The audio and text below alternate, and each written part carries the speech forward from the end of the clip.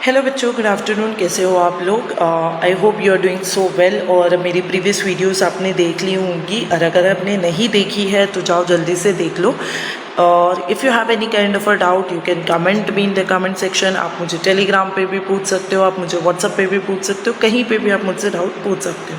So we had completed till prokaryotic cell. हमने जो है हमारी लास्ट वीडियो में प्रोकैरियोटिक सेल की पूरी डिटेल स्टडी कर ली थी। Now we are going to start with our next topic. और जो नेक्स्ट टॉपिक हम स्टार्ट कर रहे हैं आज वो कौन सा होगा आपका? The topic which we are going to start today will be cell envelope. तो आज का जो टॉपिक होगा वो होगा cell envelope and its modification. तो सेल एनवेलप और इस मॉडिफिकेशन की अगर हम बात कर रहे हैं तो क्या आप मुझे बता सकते हो मैं किसकी बात कर रही हूँ? What is cell envelope? Can you tell me कि सेल एनवेलप क्या होता है? जल्दी जल्दी कमेंट कर दो चलो कि सेल एनवेलप क्या होता है। ओके, एनवेलप मतलब क्या होता है? आप सबने एनवेलप्स यूज़ किए होंगे। एनवेलप क्या होता है? जब भी आप किसी को गिफ्टिंग करते हो, राइट, कोई गिफ्ट आइटम्स देते हो या आप कोई और चीज़ें करते हो किसी के बर्थडे पार्टीज़ में या कुछ भी गिफ्ट करते हो, या एक हम बोलते हैं कि वो आप क्या कर रहे हो, एनवेलप दे रहे हो। Envelope is what? So envelope is covering. Envelope क्या होता है? तो एनवेलप इज़ कवरिंग। तो जब हम सेल एनवेलप की बात करते हैं तो एनवेलप क्या होता है? Envelope is a covering. Covering क्या होती है? जहाँ पे हम किसी भी चीज़ को क्या कर रहे हैं, कवर कर रहे हैं। We are covering something. तो जब हम सेल एनवेलप की बात कर रहे हैं that means we are going to cover the cell. हम क्या कर रहे हैं? हम सेल को कवर कर रहे हैं। तो सेल को कवर कर रहे हैं मतलब हमने अब तक किस सेल की बात की है? We had studied about prokaryotic cell. तो हमने अब तक किसकी बात की? प्रोकैरियोटिक सेल की बात की। तो जब आप प्रोकैरियोटिक सेल की कवरिंग की बात करोगे मतलब आप क्या करने वाले हो? प्रोकैरियोटिक सेल के ऊपर कुछ लेयर्स बनेंगे, उन लेयर्स के बेसिस पे हम क्या कर रहे हैं? सेल को कवर कर रहे हैं, करेक्ट। तो हम एक एक करके हमें क्या करना है? हमें वही सेल एनवेलप्स के बारे में देखना है। When we are talking about the prokaryotic cell, we are talking about the bacterial cell. Mostly हम किसकी बात करते हैं? बैक्टीरियल सेल की बात करते हैं, क्योंकि मोस्ट ऑफ प्रोकैरियोटिक सेल्स में आते हैं आपके बैक्टीरियल सेल। बैक्टीरियल सेल के एनवेलप की बात करेंगे तो इनका जो एनवेलप होता है ना, which is made up of chemical. Envelope किसका बना होगा? केमिकल का। तो बैक्टीरियल सेल का एनवेलप कैसा होता है? It is a chemically made up of. अब सेल एनवेलप की बात करेंगे अगर हम, तो सेल एनवेलप, तो मेरे बच्चों ये जो सेल एनवेलप होता है ना, ये कितने टाइप का होता है? तो ये 3 लेयर स्ट्रक्चर होता है। सेल एनवेलप कितने लेयर स्ट्रक्चर होगा? 3 लेयर स्ट्रक्चर होगा। 3 लेयर में कौन कौन से लेयर होते हैं हमें एक एक करके देखना है। तो when we are talking about cell envelope, अब हमें पता है कि एनवेलप क्या है। तो एनवेलप इज अ कवरिंग, जहाँ पे सेल को हम क्या कर रहे हैं? प्रोटेक्ट कर रहे हैं। अब ये कवरिंग कितने लेयर की होती है? 3 लेयर की होती है। सबसे पहला जो लेयर होगा that will be outer most layer. और ये आउटर मोस्ट लेयर किसका बनता है? तो outer most layer will be of glycocalyx. Outer most layer कैसा होगा? Glycocalyx layer. तो आउटर मोस्ट लेयर कैसा होगा आपका? ग्लाइकोकैलिक्स लेयर होगा। ग्लाइकोकैलिक्स के बाद में आता है आपका cell wall, and then after cell wall there will be plasma membrane.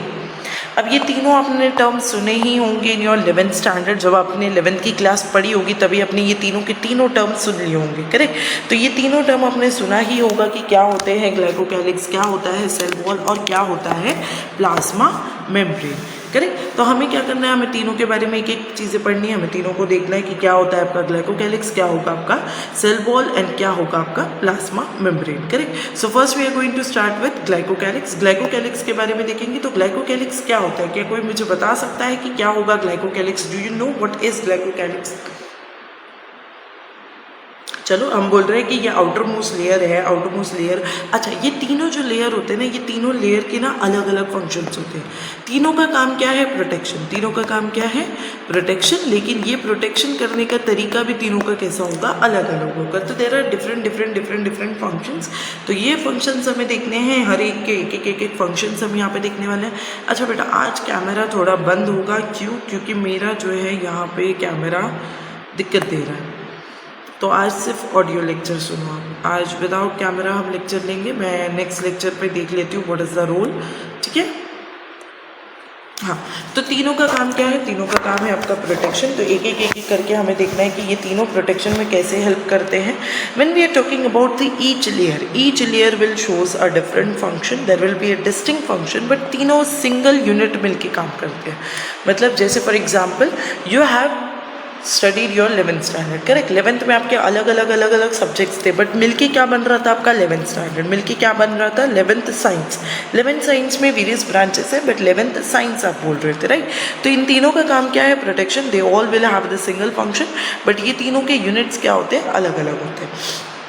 अब बैक्टीरिया जो है ये, अगर मैं बात करूँ यहाँ पे, हम बात कर रहे हैं बैक्टीरियाज की। We are going to study about only and only bacterias, because prokaryote में सबसे ज़्यादा कैटेगरी किसकी है, बैक्टीरिया की है।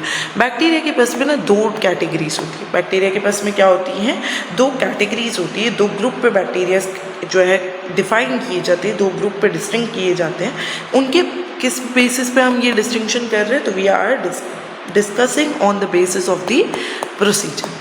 तो बैक्टीरिया जो है ये 2 टाइप के होते हैं, और ये जो 2 टाइप होंगे वो कौन से होते हैं, कुछ बैक्टीरिया जो है वो कैसे होते हैं, ग्राम पॉजिटिव, एंड कुछ बैक्टीरिया जो है वो होते हैं आपके ग्राम नेगेटिव।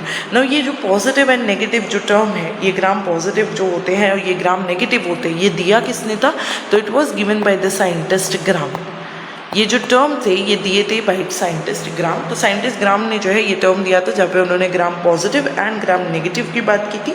ग्राम पॉजिटिव क्या होता है, ग्राम पॉजिटिव ये वो होंगे जो क्या करते हैं, स्टेनिंग लेते हैं। मतलब जब भी आप बैक्टीरिया को लैब में प्रोसीड करोगे, जब भी आप बैक्टीरिया को लैब में इक्विप करोगे, तो वो टाइम पे जब आप करते हो, तो वो टाइम पे अगर बैक्टीरिया ने कोई स्टेनिंग ले ली, स्टेनिंग का मतलब क्या होता है, स्टेनिंग इज कलर। स्टेनिंग क्या है, कलर। स्टेनिंग क्या है, कलर। जैसे फॉर एग्जांपल अगर कोई बैक्टीरिया है, मैंने उसको जो है कौन से स्टेन में यूज़ किया, मैंने उसको जो है सैफ्रेनिन स्टेन में डिप कर दिया, करेक्ट। मैंने बैक्टीरिया के ऊपर सैफ्रेनिन स्टेन यूज़ कर लिया। तो अगर बैक्टीरिया ने वो सैफ्रेनिन का रेड कलर लिया, अगर bacteria will convert into red colour, तो we will see the bacteria is of Gram positive. लेकिन अगर बैक्टीरिया में कोई चेंजेस नहीं है, मतलब नो चेंजेस, तो नो चेंजेस हुआ मतलब bacteria will shows Gram negative. तो ग्राम बैक्टीरिया कैसा होगा, ग्राम नेगेटिव टाइप का होगा, ओके। तो gram positive and gram negative हो गया। नाउ ग्लाइकोकैलिक्स की अगर हम बात करेंगे, तो ग्लाइकोकैलिक्स क्या है, तो ग्लाइकोकैलिक्स जो है ये होगा आपका आउटर लेयर। ग्लाइकोकैलिक्स क्या है, हमने देखा कि glycocalyx was the outer layer of the envelope. तो ग्लाइकोकैलिक्स क्या होगा, आपका आउटर लेयर होगा। अब ये जो है ये कैसा होता है, glycocalyx will be thick. Glycocalyx का लेयर कैसा होता है, थिकेंड लेयर का होता है। क्यों, क्योंकि अगर ये एक सेल है सपोज, तो सेल की सबसे बाहर वाली कवरिंग होगी आपकी ग्लाइकोकैलिक्स की, तो ये कैसी होनी चाहिए, थिक होनी चाहिए। तो ये कैसा होगा, थिक लेयर होगा।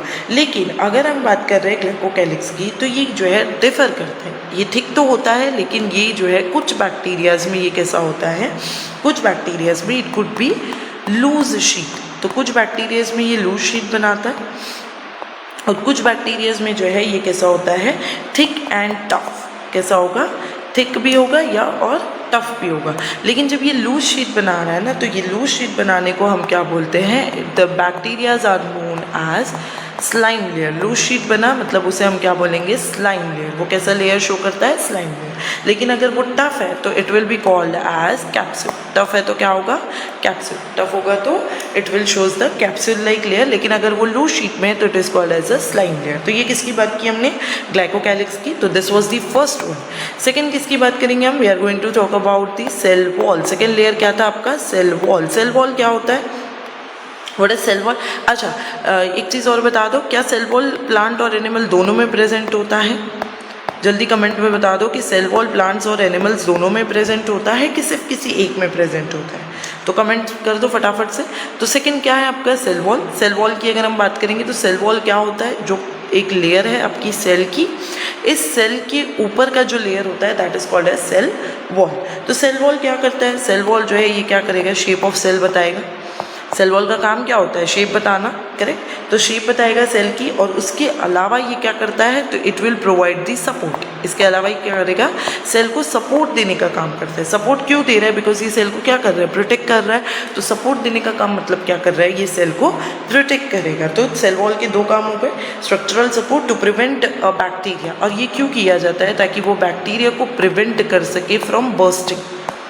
तो बैक्टीरिया को बर्स्ट ना होने देने का काम किसका होगा, आपका सेल वॉल का होगा।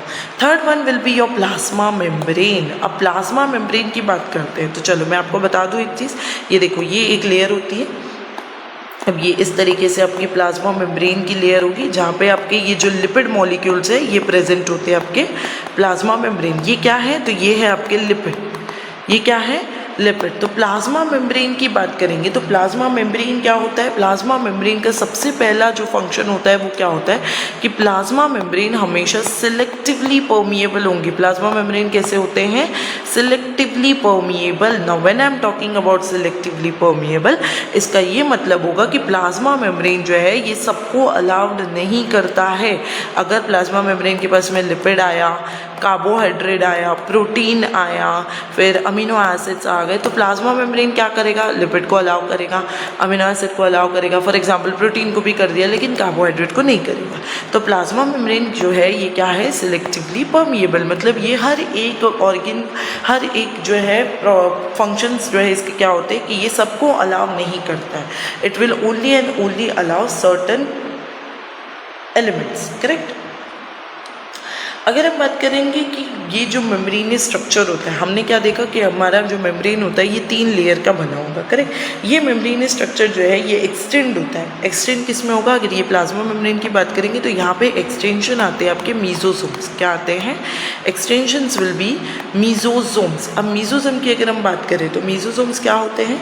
मीजोसोम्स जो है ये एक्सटेंशंस होते हैं और ये क्या करते हैं? मीजोसोम्स विल फॉर्म वेसिकल्स। मतलब सेल के जितने भी वेसिकल्स होंगे वो बनाएंगे। सेल्स के ट्यूब्यूल्स बनाते हैं एज वेल एज ये क्या करते हैं? लैमेले बनाते हैं। नाउ लैमेले क्या होता है? तो लैमेले आपने पढ़ा होगा कि सेल का लैमेले होता है, that is fluidy like substance होता है। मतलब सेल के अंदर वेसिकल्स बनाना, ट्यूब्यूल्स बनाना, लैमिना बनाना, ये किसका काम है? मीजोसोम का काम है। And mesosome are the extensions of the plasma membrane. Mesosome किसके एक्सटेंशंस होंगे? प्लाज्मा मेम्ब्रेन के एक्सटेंशन होंगे। इनका काम क्या होता है? तो ये जो है ये क्या करते हैं? सेल वॉल फॉर्मेशन में हेल्प करेंगे। इसके अलावा ये डीएनए रेप्लिकेशन में हेल्प करते हैं। इसके अलावा ये क्या करेंगे? डॉटर सेल्स का फॉर्मेशन करेंगे। तो ये किसकी बात कर रहे हैं हम? प्लाज्मा मेम्ब्रेन के मेसोसोम्स की बात कर रहे हैं। तो ये इन सब फंक्शंस में ये क्या करते हैं? हेल्प करते हैं। इसके अलावा ये क्या करते हैं? ये तो इनका जेनेटिक फंक्शन हो गया। इसके अलावा ये रेस्पिरेशन में हेल्प करेंगे। After respiration there will be secretion. तो this will help in respiration, secretion. और ये सिक्रीशन क्यों की जाती है? To increase the surface area of plasma membrane. तो प्लाज्मा मेम्ब्रेन की जो भी सरफेस एरिया होगी उसको इंक्रीज करने के लिए हम क्या करते हैं? इनकी हेल्प लेते हैं।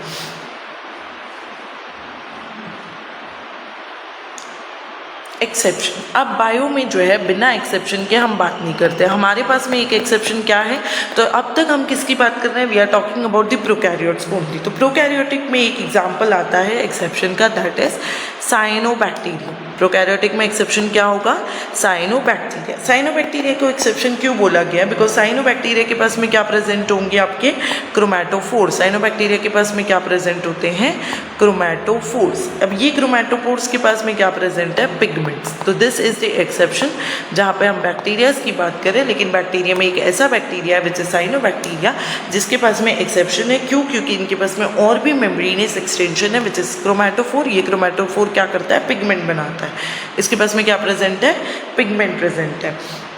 अब अगर बैक्टीरियल सेल की बात करेंगे ना, तो ये जो सेल होता है ना, ये मोटाइल भी हो सकता है as well as non motile भी हो सकता है। तो सेल की दोनों काम है। सेल जो है ये कैसे होते हैं? ये बड़े आलसी होते हैं तुम्हारी तरह। अब बड़े आलसी तुम्हारी तरह का क्या मतलब हो गया? कि ये कोई काम नहीं करते, बिल्कुल कोई मूवमेंट नहीं है। या फिर ये हम टीचर्स की तरह बड़े एक्टिव होते हैं, तो ये मोटाइल होते हैं। करेक्ट। अब ये अगर मोटाइल की बात करेंगे तो मोटाइल के पास में क्या प्रेजेंट होगा? मोटाइल मतलब के पास में, उनके पास में मूवमेंट करना है। तो मूवमेंट के लिए they will require organ which is known as a flagella. Movement के लिए कौन हेल्प करता है उन्हें? फ्लैजेला हेल्प करता है। फ्लैजेलास जो है वो अलग अलग टाइप के भी हो सकते हैं। अगर हम फ्लैजेला की बात करें तो फ्लैजेला किस तरीके से होता है? जैसे देखो, एक ऐसा तरीके का एक स्ट्रक्चर हो गया जिसको हम क्या बोलते हैं? फ्लैजेला। ये फ्लैजेला जो है 3 पार्ट का होता है। एक होता है इसका फिलामेंट, फिर आता है hook, and then there will be basal body. तो फिलामेंट, हुक और बेसल बॉडी का बनता है आपका फ्लैजेला। फ्लैजेला कितने टाइप का बनेगा, 3 का बनता है, फिलामेंट, होके एंड बेसल बॉडी। फिलामेंट क्या होता है, फिलामेंट जो है ये एक एक्सटेंडेड पार्ट होता है, ये वाला पार्ट है ना, ये एक्सटेंडेड पार्ट होता है। ये क्या करता है, सेल के सरफेस को बाहर तक खींच के लेके जाएगा। फिलामेंट क्या करेगा, फिलामेंट जो है ये आउटसाइड तक जाने का काम करता है। फिलामेंट क्या करेगा, आउटसाइड तक जाने का काम करेगा।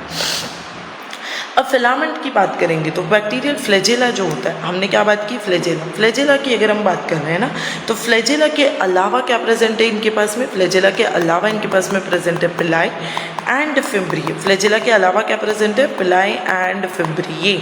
Now when we talk about pili और when we talk about fimbriae, तो पिलाई क्या है, व्हाट इज पिलाई।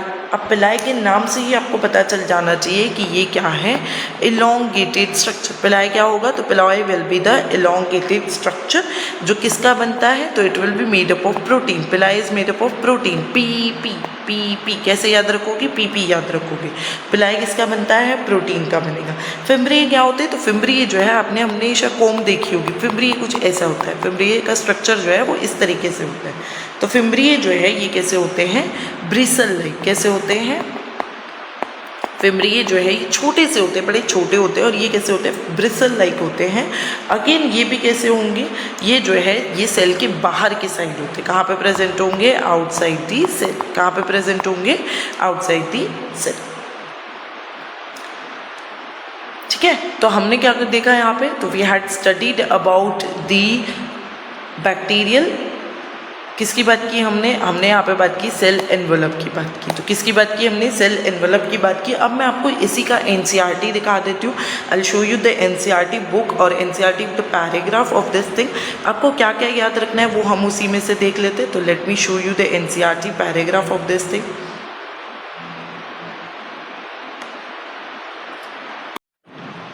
ओके तो ये देखो, ये देख रहा है आपको cell envelope and its modification. तो हमने आज क्या क्या देखा, we had seen about the prokaryotic cell, जहाँ पे हमने बैक्टीरियल सेल्स की बात कर ली, करेक्ट। तो प्रोकैरियोटिक सेल्स देखा हमने, जहाँ पे हमने किसकी बात की, बैक्टीरियल सेल की बात की। अब इस बैक्टीरियल सेल में भी हमने क्या क्या देखा, तो हमने देखा कि कैसे बैक्टीरियल सेल्स के जो है लेयर्स प्रेजेंट होते हैं, वो लेयर्स हमने यहाँ पे देखे, करेक्ट। तो हमने ये सारी चीज़ें देख ली कि लेयर्स क्या होते हैं। सेल एनवेलप जो है आपने देखा 3 टाइप का होता है, 3 लेयर का स्ट्रक्चर होगा। First one will be your glycocalyx which is followed by cell wall which is followed by the plasma membrane. तो ये तीनों आपको याद होनी चाहिए कि कैसे ये तीनों लेयर का फॉर्मेशन होता है, कैसे ये तीनों लेयर जो है ये एक सिंगल प्रोटेक्टिव यूनिट की तरह काम करते हैं। मतलब तीनों के फंक्शन अलग होंगे, all the 3 will shows the different function, but ये तीनों मिलके एक ही प्रोटेक्टिव यूनिट बनाने वाले हैं। फिर उसमें हमने देखा कि बैक्टीरिया 2 ग्रुप में डिवाइड हो जाता है, एक होता है gram positive and second will be the gram negative bacteria. तो ग्राम पॉजिटिव हमने देखा कि ग्राम पॉजिटिव क्या होगा, ग्राम नेगेटिव क्या होगा। उसके बाद में हमने किसकी बात की, उसके बाद में हमने बात की ग्लाइकोकैलिक्स की। ग्लाइकोकैलिक्स में हमने देखा कि कैसे ग्लाइकोकैलिक्स जो है वो 2 लेयर्स का बनता है। 2 लेयर कौन कौन से होंगे, तो one will be the loose sheet and second one will be your thick and tough sheet. Loose sheet को हम क्या बोलते हैं, स्लाइम लेयर बोल देंगे। टफ वाले को क्या बोलते हैं, कैप्सूल बोलते हैं। सेल वॉल जो है इसका काम क्या होता है, तो ये शेप देगा एज वेल एज ये बैक्टीरिया को हेल्प करता है कि वो बर्स्ट ना हो सके। प्लाज्मा मेम्ब्रेन की बात की तो ये कैसे होंगे, सिलेक्टिव परमेबल होंगे। हमने देखा प्लाज्मा मेम्ब्रेन का स्ट्रक्चर देखा हमने कि प्लाज्मा मेम्ब्रेन जो है ये कुछ इस तरीके से दिखते हैं। यहाँ पे आप देख सकते हो ये आपके प्लाज्मा मेम्ब्रेन होंगे। तो ये प्लाज्मा मेम्ब्रेन जो है कुछ इस तरीके से दिखते हैं। तो प्लाज्मा मेम्ब्रेन जो है ये सिलेक्टिवली परमिएबल होते हैं, ये हर किसी को अंदर आने नहीं देंगे, आउटसाइड दी वॉल के साथ में इंटरैक्ट कर सकते हैं। उसके बाद में हमने देखा मेसोसोम्स के बारे में। मेसोसोम्स क्या करते हैं, तो मेसोसोम जो है ये वेसिकल ट्यूब्यूल्स और लैमेले बनाने में हेल्प करेंगे।